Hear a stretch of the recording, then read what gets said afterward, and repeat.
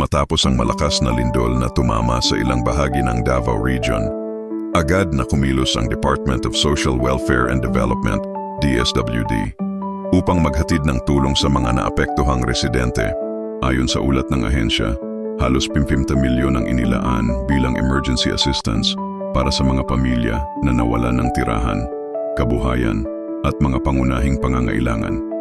Kabilang dito ang food packs, hygiene kits, sleeping kits at iba pang essential supplies na ipinamahagi sa mga evacuation centers sa Davao del Sur, Davao Occidental at Davao de Oro, mga lugar na matinding tinamaan ng pagyanig.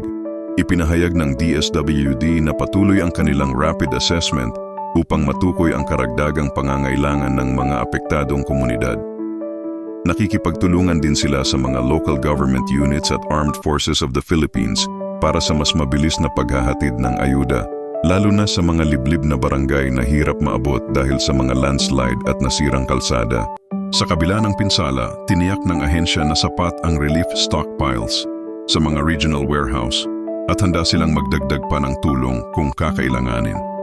Samantala, nananawagan naman ang mga opisyal sa publiko na manatiling alerto at sumunod sa mga abiso ng PHIVOLCS at lokal na pamahalaan habang nagpapatuloy pa ang mga aftershocks sa rehiyon.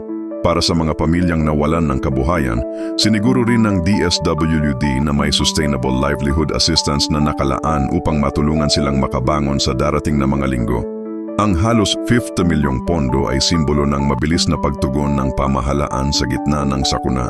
Patunay na hindi pinababayaan ang mga Pilipinong tinamaan ng kalamidad.